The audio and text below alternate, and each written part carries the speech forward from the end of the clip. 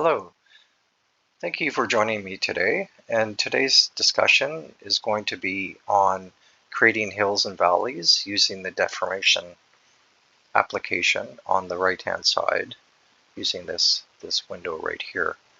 So again, back to our workspace, we can adjust our plane.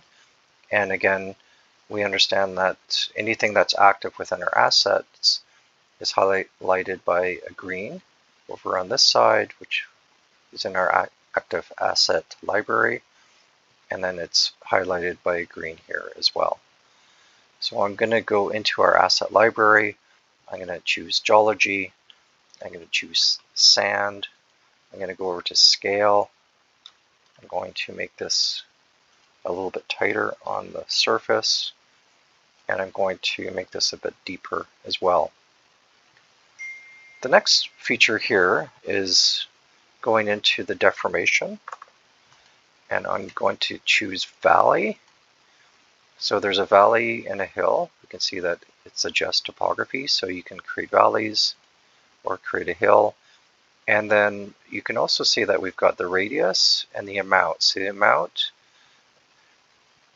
is a value that will provide how high the contour of that hill will be, and radius provides how far on the X and Y axis this amount or radius would be affected. So if we go very tight here, then we've got a very sort of tight, or this number is low. This will be a very steep, and it will only be affected by a very small part of the grid. But if you go into, say, 2, you can see that it expands it out much further out in the X and Y axis versus 0.3, for example. You can see that it's very, very tight. Again, going back to amount, if we choose that here, we get kind of immediate hills that are very, very tight versus axis over here where we get larger scaling. I think this is a really interesting feature of the model. Again, we can go to valleys. We can put in very deep systems across here. And you can see that it's basically coming under the plane as well. You can see on this side that it's being locked down over here, and this is really to make sure that this application doesn't mess up any of the other attributes and assets that are on your model right now and on the plane. You can also move this up and down if you wish after you've done that, and you can simply get out of it, and you can scale this. You can make these, once the deformation has been included, you can kind of scale this differently as well. You can lock on back to here, you can lock on other, and you can see that it actually shows it beneath this as well. Go into deformation. Now this is going over here to bedrock, and now because it's again green, highlighted by green, you see that you've got the deformation happening now in the bedrock surface. You can create hills as well. Back to valleys. Again, adjusting the radius and the amount by how much you want. So let's put this as, you can see that it really pushes that down quite a bit deeper.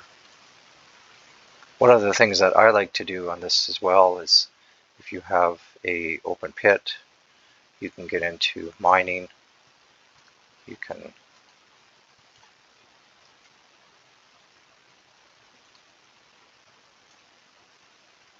put a pit, some of your deformation areas, and sink it right down into the deeper rocks.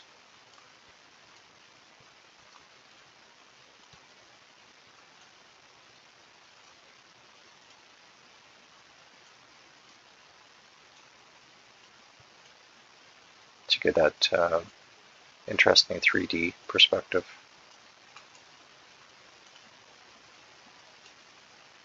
You can see in 3 dimensions how that's looking as well.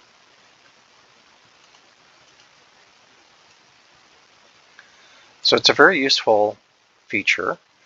You can also add, again, some texture to the model.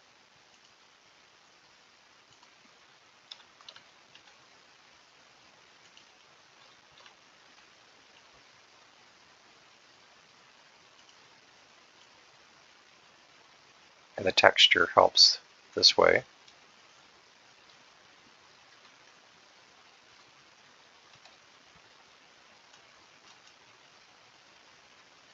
By showcasing the different geological systems and features of your model, so you can start really building that 3-dimensional aspects and attributes out.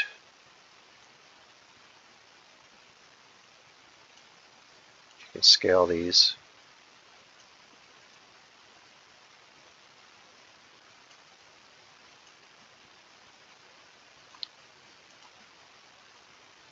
Make a small pond.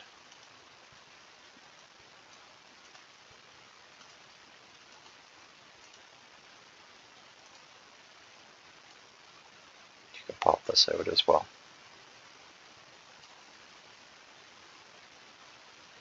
And then you can go back to your sand unit if you wish, go into deformation, and you can readjust some of the valleys, etc.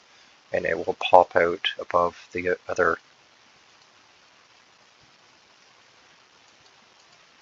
attributes that you have on site. So again, you can adjust this completely on your own, and then again you can see this in 3 dimensions on how this is looking for you in terms of your models. So thank you for joining me today on adjusting topography. Again, I feel like this is one of the more interesting applications of this model, and you can adjust the topography in 3 dimensions on the surface and also along the sides to show that that depth. Again, if you're looking at open pit mining and some other things, you can create deep valleys, and then you can add your pits and such within those valleys to showcase how they are 3-dimensionally at your site. So thank you very much.